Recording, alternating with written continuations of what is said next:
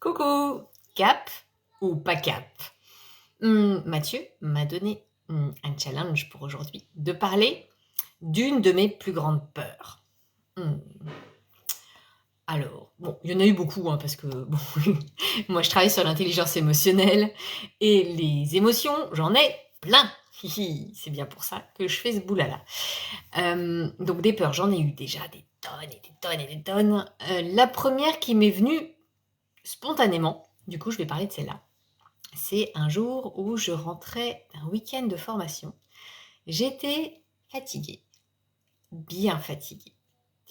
Et j'étais sur l'autoroute, de nuit. Il pleuvait des cordes. Salut! Et tranquillement, j'étais à 110 à peu près. Tranquille, quoi. Peut-être même 100, parce qu'il pleuvait quand même pas mal. Et là, j'arrive sur le pont d'Elbeuf. C'est un pont où il y a...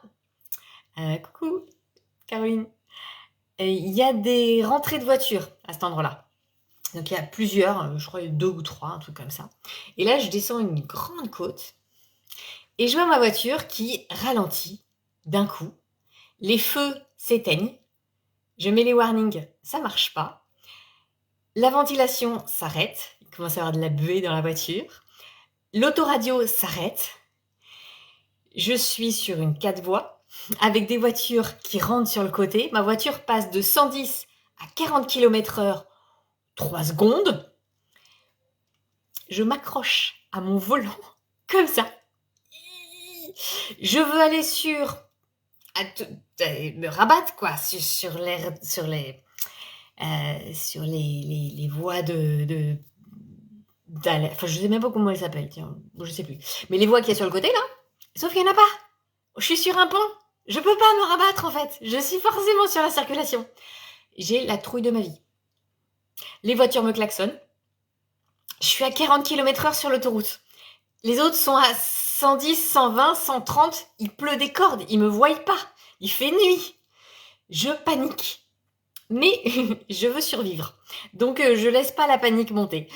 Et là, j'arrive à passer le pont et je me mets dans le terre-plein.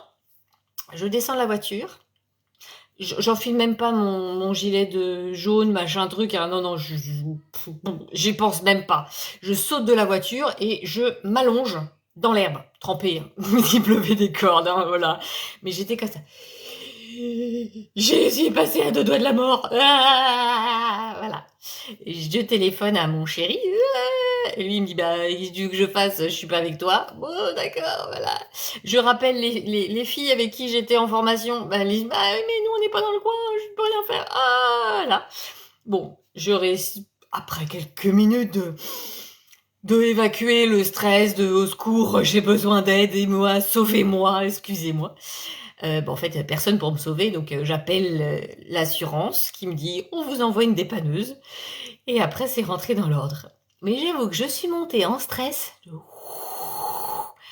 Là, j'ai eu du bol. J'ai eu du bol, franchement, qu'il n'y ait pas quelqu'un qui me fonce dessus.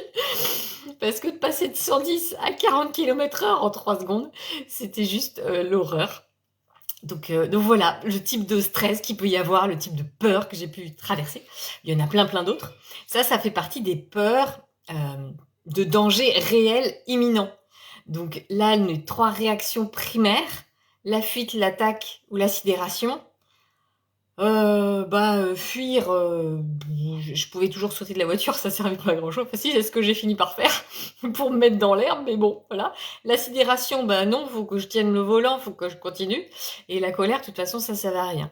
Donc au final, les 3 réactions primaires avec lesquelles on est doté pour pouvoir survivre en cas de danger, pour ce coup-là, ça servait pas à grand chose. Fallait surtout que je survive, quoi. Que je remène ma voiture jusqu'à l'aire de stationnement, que je pouvais sortir de là. Sinon, les autres, la sidération, la fuite, l'attaque, ça servait à rien du tout. Et toi alors? Hein? Ça t'arrive d'avoir la trouille et de te dire que putain, les réactions primaires avec lesquelles on est doté, elles sont pas forcément très très utiles dans ces moments-là? Ça t'arrive ou pas? Bon alors, moi je suis dans un challenge cap ou pas cap, qui est lancé par Mathieu Bonnet. Si tu connais pas Mathieu, va le voir, c'est Captain Audace, il est super cool. Et il fait plein de trucs, et là en ce moment il fait 30 jours sur l'audace, et il nous met des petits challenges. Mon challenge à moi, c'est que c'est vous qui choisissez mon sujet de la vidéo de demain. Donc, je vous attends sous cette vidéo pour me mettre un petit challenge pour demain. Je devrais vous faire une vidéo sur ce sujet. Et si vous le faites pas, de toute façon, Mathieu il m'a dit tu fais sur toutes tes peurs. Donc j'ai de quoi tenir 3 ans. En plus, j'en ai tous les jours, donc je peux même en rajouter encore après. Il n'y a pas de problème. Bon, voilà. Mais ce serait cool de me faire un peu autre chose que ça. Ce serait bien de te varier un petit peu les plaisirs. Voilà. Bon, allez, je vous embrasse. Je vous dis bonne soirée et à demain.